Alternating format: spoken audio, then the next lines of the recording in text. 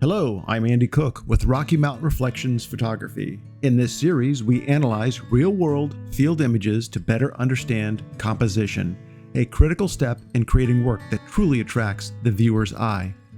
While I enjoy coaching composition at all of our workshops, we recently added several locations that are incredibly rewarding but visually complex. In these environments, slowing down to take deeper dive into field compositions is a core part of the experience. Today we're breaking down a few images from our Badlands National Park workshop. I want to thank Rick Russell for providing these photos for critique. I'll be evaluating each image through a dispassionate lens, judging the visual qualities alone, stripped of the emotion of the moment. For example, a viewer doesn't know if you hiked 5 miles through the snow for a shot. They only care if the composition works. To the viewer, a better image might have existed right in the parking lot. All right. Let's get started. Okay, with this image, when I look at it, I immediately know what it's about. We have some interesting terrain, a dramatic looking mountain, and supporting sky with a lot of drama in it. I think this image holds together well. One of the little tests that we like to do to see if an image generally works at all as a starting point is just to make it really small. So we'll just bring this back to a really small, let's take it about right there. And even small, I can see what this image is about. It's about that mountain. It's about the foreground leading back to the mountain with a dramatic sky above. And it actually can go pretty darn small and it still looks like I can recognize what the image is about. So this is one of those images that leaves me pretty much speechless because I like everything about it. As I do border patrol, looking for any problems creeping in. I don't see any. Foreground flows back to the background. Very easy to recognize what's going on here. This, to me, is a really nice composition, and I enjoy looking at this. My eye keeps being drawn back to the subject, which is undoubtedly this area right through here, supported by the sky. Okay, let's talk about this image here a little bit. And boy, this is an amazing foreground. I mean, your eyes kind of come in wherever you are at. Your eyes sort of come in, pick up the motion, move back into this area, and then our eyes get driven back along this ridge into the background. And the background is a little bit muted, a little bit less dramatic, a little bit less easy to see what the exact subject is in the background. Am I supposed to be kind of going back and looking at this area back here in the far distance, coming back to one of these mountains? I'm not exactly sure.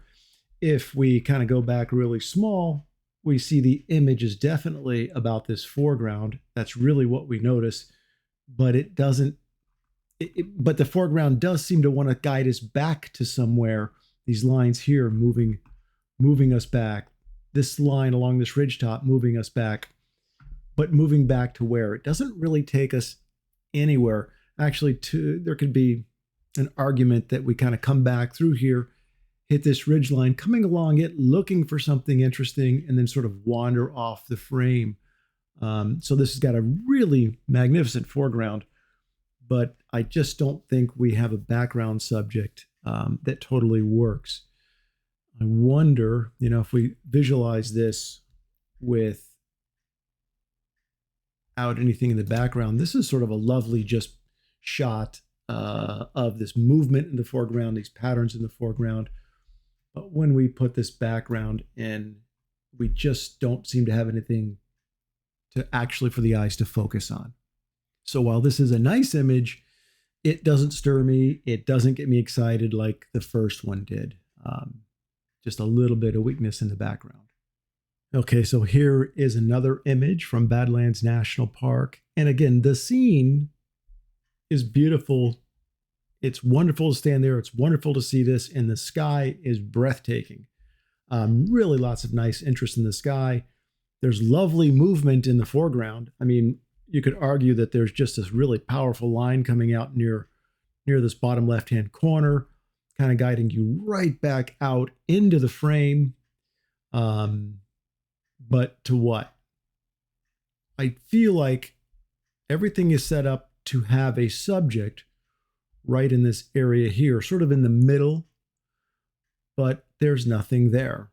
So the image, well, again, good setup for foreground, beautiful sky.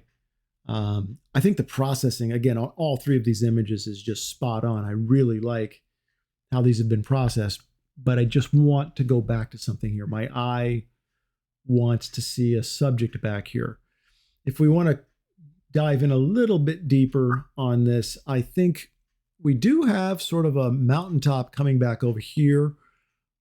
I think we could argue that this either needs to be in the image, so we need to see further to the left, and this needs to be in a little bit more, or we need to keep it out entirely.